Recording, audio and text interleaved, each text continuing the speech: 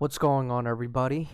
Another episode today from your host, Kai King. Welcome to the Honest Douche channel, where sometimes I tell you honest truths in a really douchey way, sometimes in a really nice way, depending on how I feel. I decided to share this breaking news today. I guess I want to be a news anchor now. I don't know. I do whatever I want. So, as you can see here, those of you guys who trade or like to invest, that the Dow just dropped like 300 points, which is crazy.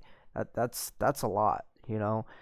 Um, and the main reason is because of fears of higher capital gains taxes. And let's go right to the article, right? So, sell-off intensifies with the Dow dropping 400 points on fears of higher capital gains taxes. So let's read this article together. Let's break it down. I haven't even really read it yet, but I woke up to some text messages, my friends were sending back and forth to each other, and I was like, "What happened?" I saw this article, decided to share it with you guys.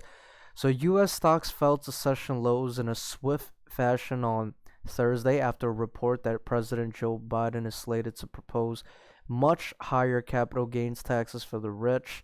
That's usually not a good thing, just FYI, because um, first of all, most of the businesses are owned by the rich. So if there's going to be a higher tax on their profits, a lot of people in the lower income bracket, aka poor people, they're going to be like, yeah, tax the rich. But then what they don't realize is the rich can electronically herd their money out of this country. And, it's happened before historically where, um, really rich people have herd their money or like move their money outside of the country or outside of a country and collapse the whole economy. So that's why sometimes you don't want to be too harsh on the rich because they have enough money to really move markets. And as you can see why this piece of news right here was not good for the rich people or good for people who have a lot of money. So they reacted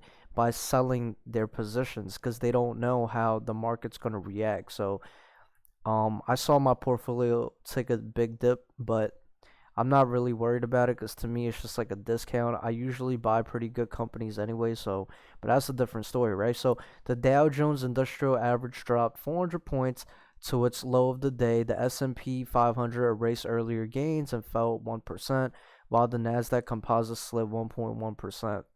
That makes sense because usually, um, I would say big companies, obviously, but more so tech companies require even more capital to grow their business. So if there's going to be a higher capital gains tax, it's going to cut into the profits. So if it cuts into the profits, it doesn't look good on the balance sheet and it doesn't look good for the business because a business's valuation follows how much they're making. So if it cuts into how much they're making, then it kind of also devalues the value of their company. So Bloomberg News reported Thursday afternoon that Biden is planning a capital gains tax hike to as high as 43.4% for wealthy Americans.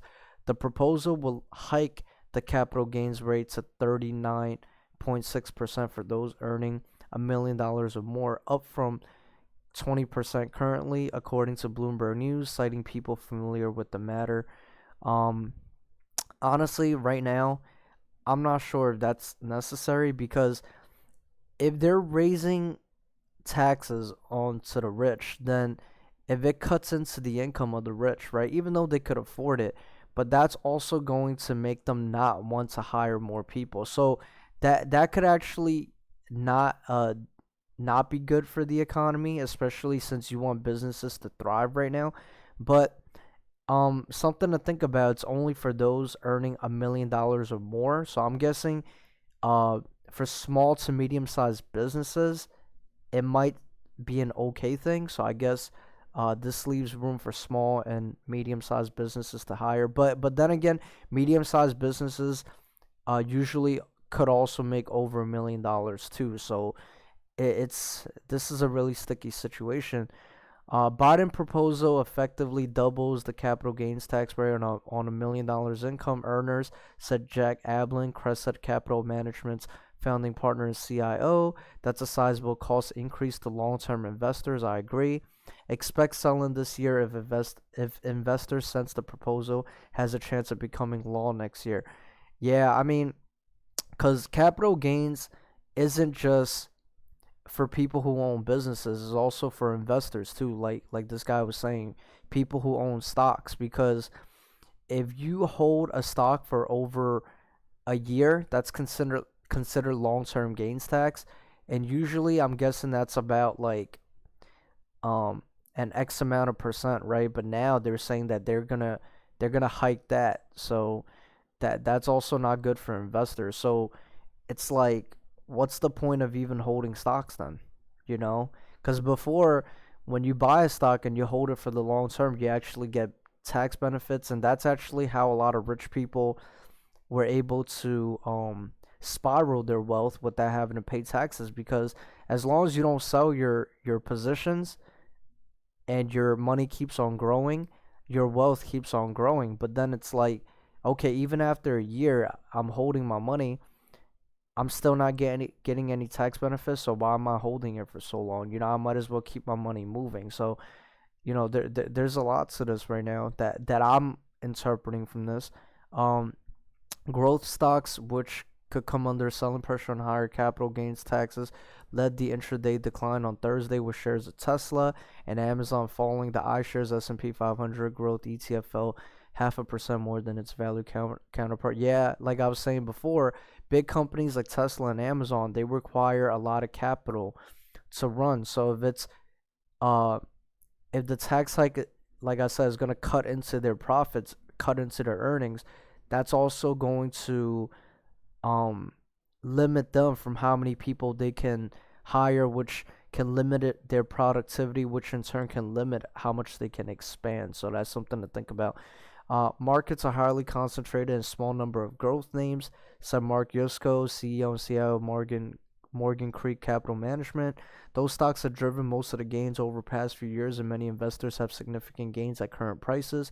Fear of higher capital gains rate could motivate selling of those names and trigger market correction. So some investors will try and front run that potential move by selling or hedging through short selling. Make sense? Okay. So what they're basically saying is what I told you guys already. And usually when there's a market correction in the stock market, you're looking at least a 10% sell-off or even more. So, but if you have some solid businesses like Amazon and stuff, and you're holding it for the long term, news like this, it's gonna matter in the short term. Could matter for months, you know, maybe even up to a year. But in the long run, if you're looking to hold your positions for like 5 years, 10 years, you should still be okay, because these companies, despite these kind of like tax hikes or whatever, like pandemics and stuff, they usually still thrive. Like if you look at Amazon, before the news hit, major averages were trading slightly higher as investors sifted through corporate earnings and economic data. You telling me my portfolio was up before this piece of news came out. Shares of Southwest Airlines rolled over and traded in the red after the carrier said leisure travel bookings continue to rise and that it expects to break even or better by June. Southwest also posted a narrower than expected loss for the first quarter. Dow Incorporated fell more than 5% even after the chemicals company topped earnings and revenue estimates for the first quarter. The stock is still up more than 10% for 2021. Investors also digested a better than expected reading on weekly jobless claims. The Labor Department said Thursday that first time claims for unemployment insurance totaled 547,000, which was below the Dow Jones estimate for 603,000. So usually whenever um there's less people claiming unemployment, that kind of symbolizes that the economy is doing better, people are doing better, so that's usually good news for the market. So far, companies have largely topped Wall Street expectations this earnings season, but strong first quarter results are not lifting the market higher after a run to records push valuations near multi-year highs. I agree. You know, a lot of companies are overvalued right now, based, you know, compared to whatever they're making. So it's like they're really not worth that much, but people hyping it up. The streak of strong positive earnings per share surprises is likely to continue, but elevated valuations have now um become pervasive. Sentiment is too optimistic, and a potential change in corporate taxation is an overhang. Manish Deshpande, head of equity derivatives strategy at Barclays, said in a note. Nonetheless, the firm raised its year S&P 500 target of 4,400, which would translate into a 6% gain from here. Barclays cautioned that upside beyond its target is unlikely. Also on Thursday, a Republican Party set forth their counteroffer to Biden's $2 trillion infrastructure plan. The senators proposed a $568 billion framework that includes funding for bridges, airports, roads, and water storage. It does not include tax increases. So, in case you guys don't know how things work, right, in the U.S., right, so there's a Republican Party and there's a Democrat Party. So Republicans are usually the people who are richer. I would say these people are more business minded, and they support more of like an entrepreneur, or like people who work for their own and who can make their own money and not have to rely on the government too much. At least that's to my understanding. And Democrats are more for the poor people, like the lower income people.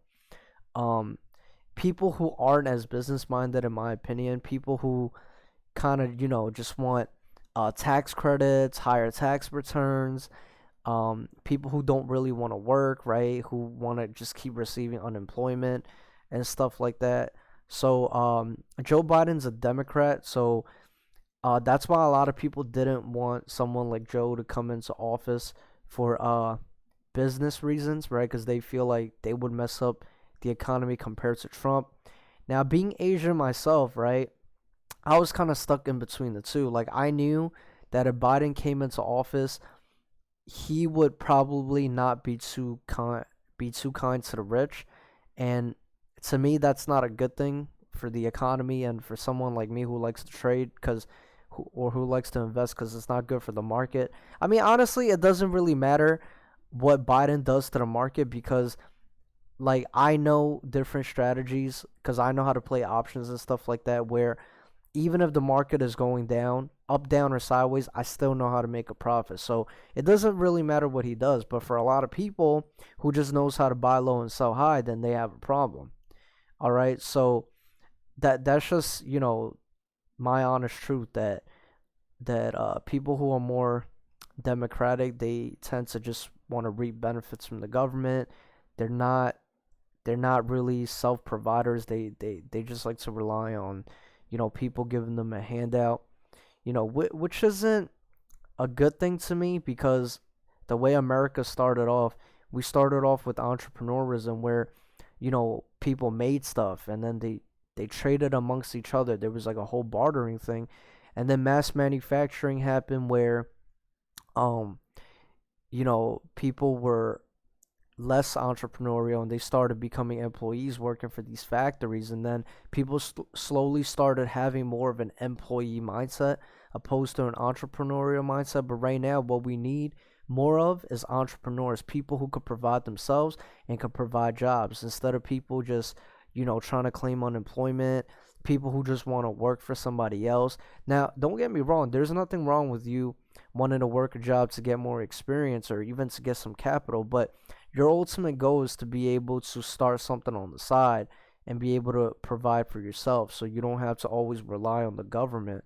Because honestly, for those of you who are relying on the government, right, and the unemployment gets cut, or there's no stimulus check coming in, or there's no jobs hiring, then it's like you're asked out. It's like you don't have that ability to be able to provide for yourself, so that's just food for thought. And if you guys like this video, right, you found it helpful, or if you like me, most of you guys probably won't, I don't know, because my wife says I'm kind of an asshole sometimes. So, but if you guys really enjoy my video and you want me to keep making more, like, comment, and subscribe. And thank you guys. Until next time.